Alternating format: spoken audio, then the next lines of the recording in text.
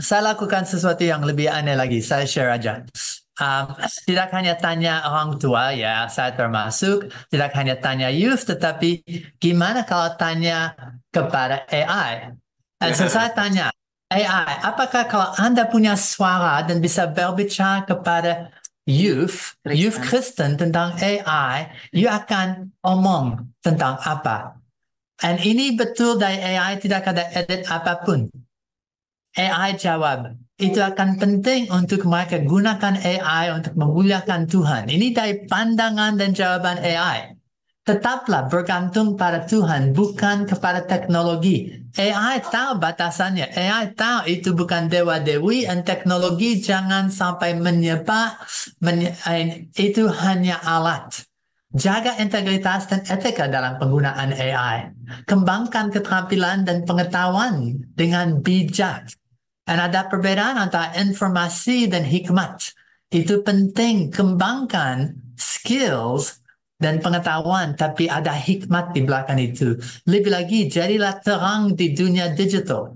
Teruslah belajar dan bertanya, dan sudah diomong tentang sikap belajar terus-menerus, tak hanya untuk youth, tetapi untuk semua orang yang lebih tua lagi.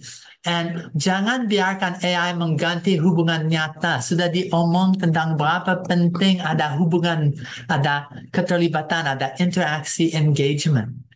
Human to human, face to face.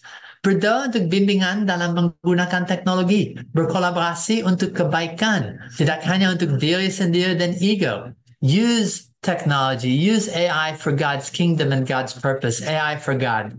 And then itu mengingat yang paling terakhir, jangan takut pada masa depan. Kalau saya ambil kutipan jangan takut, saya ingat Joshua, dia taruh satu garis.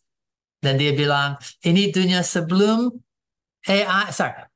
sebelum Kanaan, ini akan setelah Kanaan. Dan orang harus pilih mana. Dan so dengan cara yang sama, jangan takut. Yesus bilang berapa kali kepada muridnya, jangan takut. Tuhan tak hanya lebih besar dari itu, tapi punya rencana. And so ini AI yang sedang ingatkan, jangan takut pada masa depan. Dan saya akan menambah, takut akan Allah. Itu sudah akan cukup. Ya, iya. Nah, Ini boleh ada tanggapan komentar sedikit. sorry.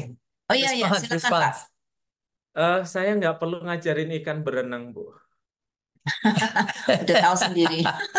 Ya kan tadi Pak Mas Ya. mengatakan kan dari awal kan bahwa generasi ini adalah generasi yang sudah lahir di air seperti ikan ya. Ya. Jadi saya nggak perlu ngajarin ikan berenang gitu ya, Bu. Saya nggak perlu memberi instruksi harus berenang dengan cara apa gitu ya. Nah, kalau saya pengambil keputusan di gereja, saya harus percaya gitu ya pada ikan-ikan saya ini bahwa oke, kamu tahu nak bagaimana melakukannya, kamu tahu gimana caranya. Kami hanya ingin memberi kamu kepercayaan, kelolalah. Sebagai pendeta, Bu, orang yang lama di gereja, kadang saya berpikir bahwa semua perubahan harus mulai dari ide saya, gagasan saya, dan yang lainnya gitu ya. Kalau saya berpikir seperti ini, saya masih berpikir saya ini bukan generasi milenial, tapi saya generasi kolonial gitu loh, Bu. Kolonial, yes. Ya, Ya, jadi nggak usah diajarin betul. berenang, kumpulin mereka, kita FGD, diskusi kelompok gitu ya, tapi membiarkan mereka, kita mencatat ide mereka. Nah, gunanya orang tua apa? Selain ketakutan, selain tugasnya takut, adalah wisdom, hikmat, Ya. hikmat dari pengalaman ya.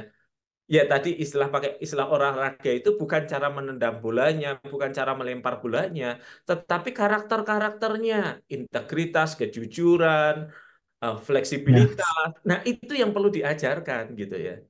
Jadi ya. sebenarnya kalau mau lebih terbuka ya, tugas saya lebih ringan sepanjang saya berani mempercayai ikan untuk berenang. Tapi Ya. kalau saya ikan bisa berenang, barangkali kewarasan saya yang perlu dipertanyakan. Ya, dengan scuba gear bisa berenang, tapi masih harus keluar nafas. Dan masuk lagi. Ya, saya sedang mikir seluruh topik AI dan youth. Dan kadang-kadang saya mikir tantangan terbesar itu sedikit seperti 2 minggu yang lalu. satu bangsa merayakan bersama. Merdeka, merdeka, merdeka. Hari kemerdekaan. Hari bangsa Indonesia itu lahir dan saat itu mau tidak mau dipercayakan untuk punya kebebasan.